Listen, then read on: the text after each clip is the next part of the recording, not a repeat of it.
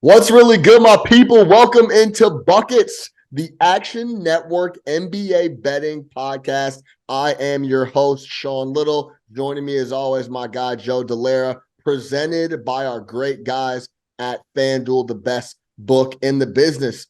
It's Thursday. We record this Wednesday night, so some of the teams are in action right now as we go through these. But we got 4 NBA games on the Thursday slate. We got a couple best bets for you. We'll break those down. Joe, what's going on, baby? How you doing? Dude, we're having a good day. I got my fake verified check mark today on Twitter. well done. Well done. So, Yeah, you it know, was it was a shitstorm on Twitter today. People going back and forth on who's verified, who's not, yeah, where's the LeBron information coming requesting a from. trade. Yeah, all types of stuff was going on today. So yeah, man, it's been a crazy NBA week. We had all the teams rocking on Monday. 15 games, 30 squads playing, then Tuesday off. Now we're on a Wednesday. There's a bunch of games going on right now, but we're here to break down the action for Thursday. Joe, give me your best bet, and then I'll jump into mine. All right, man. My favorite bet is the Blazers +7 versus the Pelicans. What about you, man? I am looking at the Sixers +1.5, -110 as we record this on Wednesday night. They are in Atlanta to take on the Hawks. Joe, I'm going to let you go first. Talk to me about the polarizing Portland Trailblazers. Seems that we either are on them every night or fading them. It's a very interesting squad, very interesting start to the season. Talk to me about them tonight +7. Yeah, man. I like the spot. I think that the thing we need to consider here is that both teams are honestly on a back-to-back. And even though the Pelicans are going to be playing at home, they're actually traveling later and they're traveling further. So the Pelicans are going from Chicago and the Blazers are going from Charlotte in this matchup. So there's no real like travel advantage except maybe like sleep in your own bed. But at the same time, it's like they're both of these teams are moving from west, a little bit west or south, north to, whatever. So we got some travel. There's no real advantage in terms of the travel for this specific game. The other thing that I think we need to consider is that the Pelicans, even though they haven't rested Zion on a back-to-back, it's just always something they always seem to like deal with him with baby hands. So I think that that's a little bit important just in terms of perspective, like looking at what's going on here. But I think what the Blazers did in terms of their injury report is actually much more interesting. So what they did was on Wednesday night, both Damian Lillard and Anthony Simons are playing in this game. But they ruled out Yusuf Nurkic and Jeremy Grant for Wednesday. And I really think what this is that they're going into this game against the Hornets and they're like, all right, we can take care of this game. Like we can win this game. Like it's fine. We don't need all our guys. The Hornets are they're not good. And this game against the Pelicans is much more important in terms of playoff seeding and in terms of what their motivation is, because they're kind of teams that should probably be slotted close together in the Western Conference playoff picture. And I think that that's part of what's going on here. Like, I don't think that it's that Nurk or Grant couldn't have played on Wednesday. It's just that in terms of what they're looking at, they felt like they could win on Wednesday without them. Let's have them fully ready and like locked in for this Thursday night game against the Pelicans. So even though they were out for like injury maintenance reasons and Nurkic, he kept getting like upgraded, downgraded until he was out.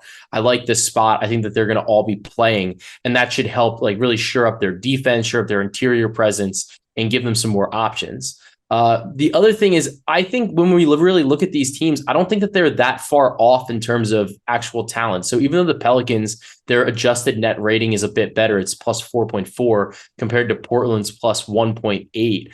I think that this is a spot where I really like the Blazers, and a lot of it has to do with shot profile. So the Pelicans, we just saw them lose to the Indiana Pacers, and a big part of that was the math.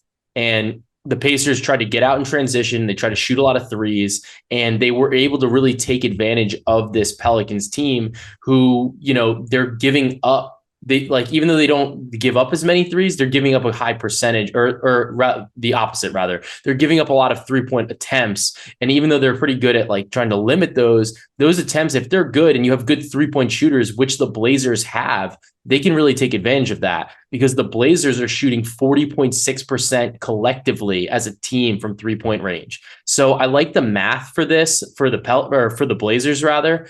And we've seen Damian Lillard play in back-to-back sets. So even though he's missed some time, I'm not really concerned about him. We saw it just even this season on October 23rd and 24th. He played 34 minutes each against the Lakers and the Nuggets. And the same Dame got actually plenty of goes. rest. Dame got Yeah, plenty he's of rest. rested. Like, yeah, He's rested. He's the He's most rested. rested person in the world. So we got him. We got Simons, and I just think that this is a good spot for the Blazers at +7. It's just I hate saying it's too many points, but I'm getting over 2 possessions. Yeah, I agree. It seems like a heavy number I always go through the sheet and try to see what jumps off. And that initial look at Thursday, as we sit here on a Wednesday evening, that +7 number jumped off the page for me.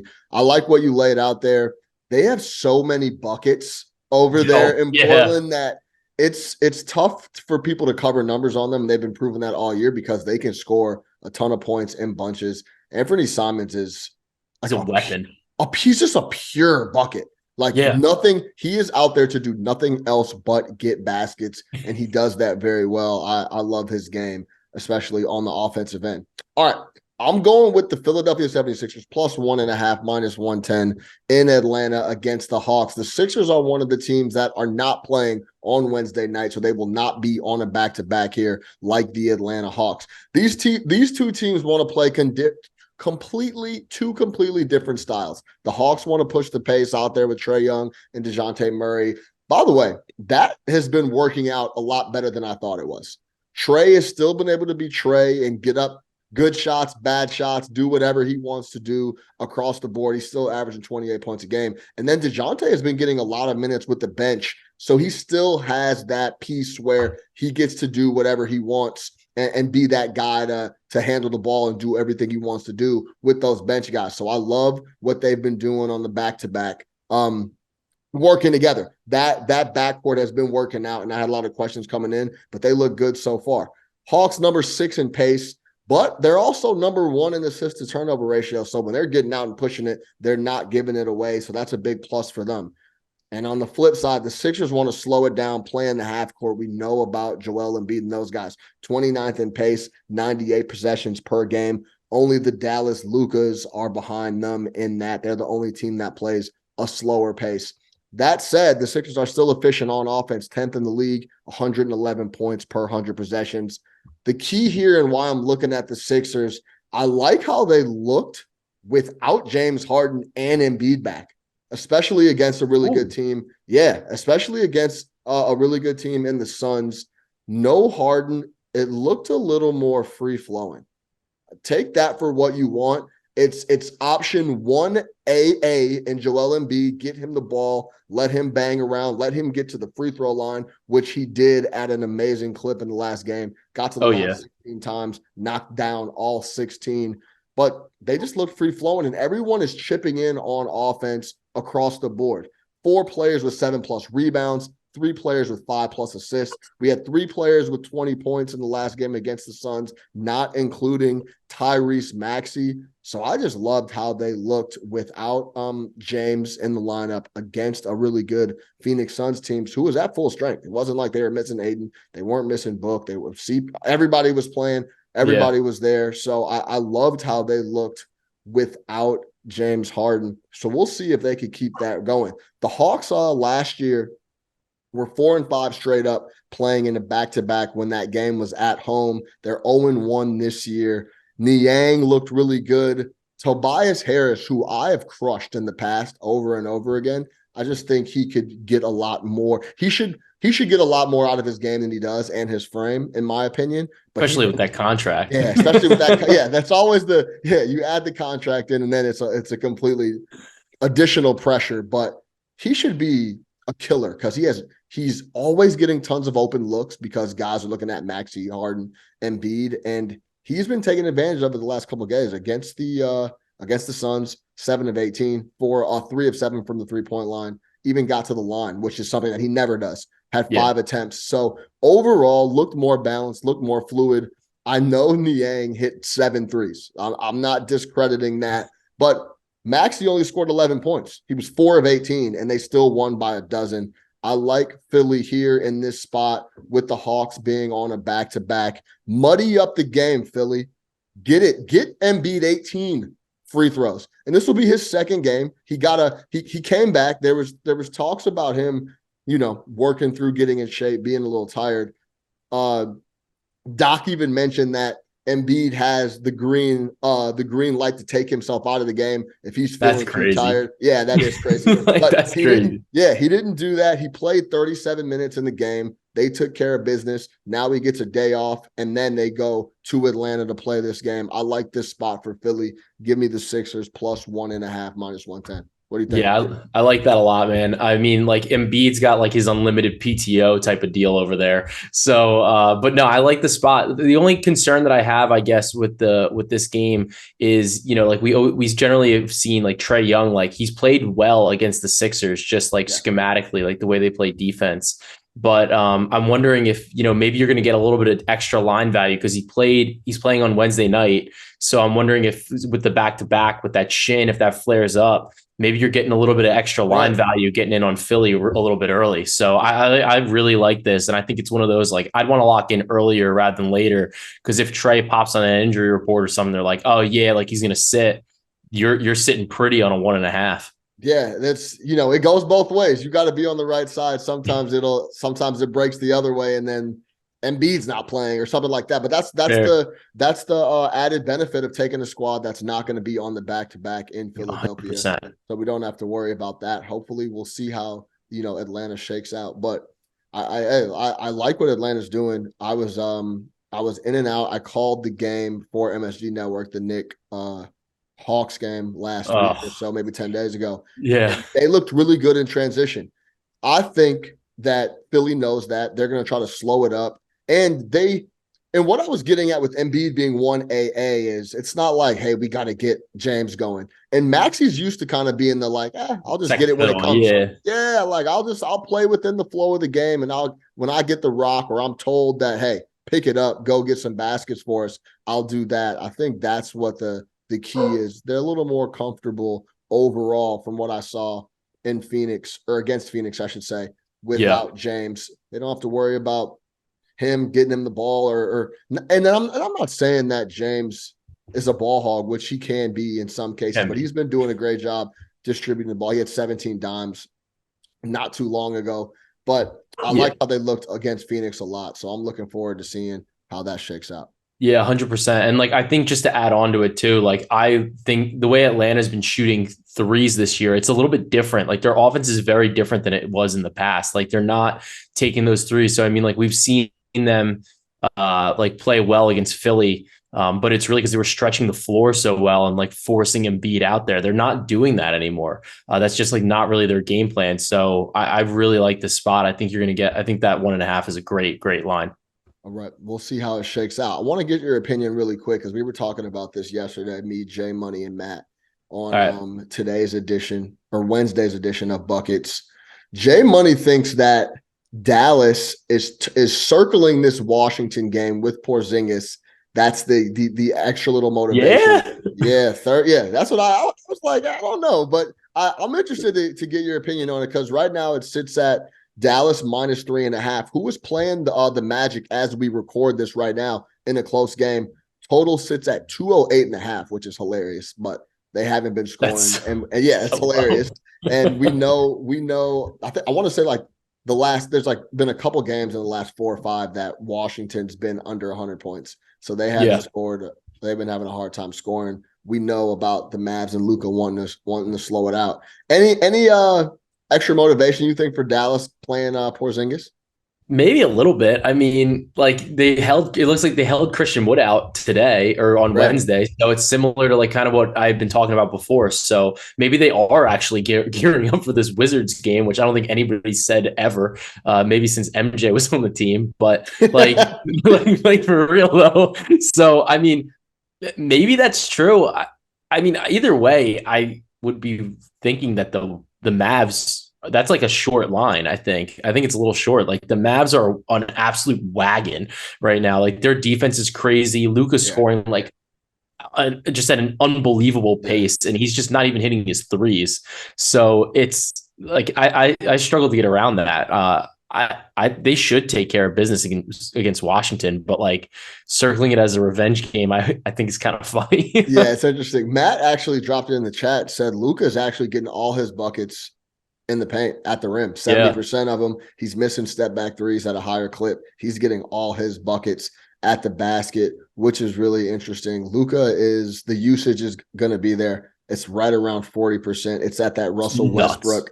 It's at that Russell Westbrook MVP type of level in Oklahoma City. So we'll see where that nets out. The other line before we get out of here that's been on the move since it opened up, the Miami Heat hosting the Hornets, currently at -10. It opened at 9, then we saw it go to 9.5, and now it's already at 10 as we record this Wednesday night. Total sits at 218. What do you make of the Heat right now?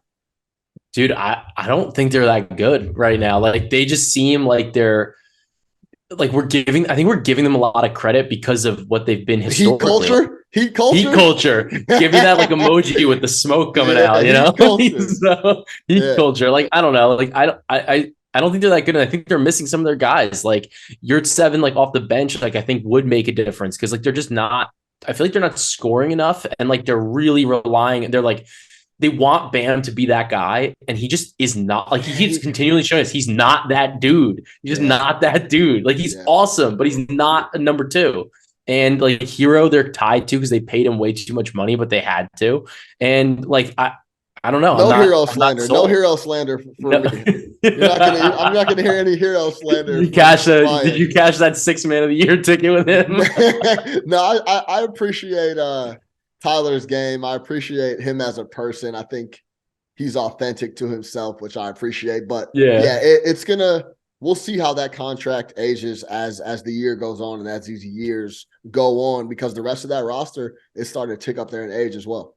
Yeah, I mean, I'm curious. It's like I feel like we've been waiting for like LaMelo to come back, and it's just like, is he gonna come back? Is he gonna come back? And like, and there's no signs that he's gonna play in this game, but it'd be sick if he did. So at least it would be a little bit more of an exciting game. But that's probably a game. It's almost like it's like pinch your nose and take the points. But I also don't want to get stuck in a spot where I'm like, oh, like I looked at this and didn't really cap it too well, and I'm like, oh yeah, 10 points is a lot of points, and then Miami just comes out there and just whips them because of coaching.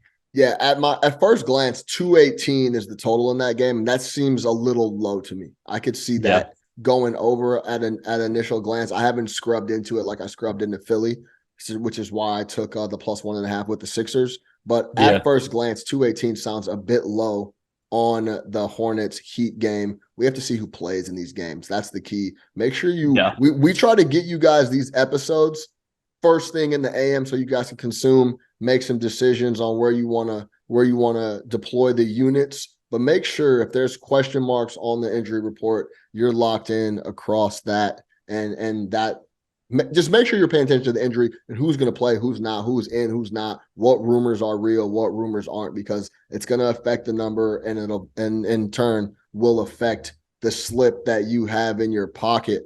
All right, that's going to do it for me and my guy, Joe Delera. Make sure you go check out Joe's column weekly on the forecast for the player props as he sees it coming out. It's a weekly column, yeah?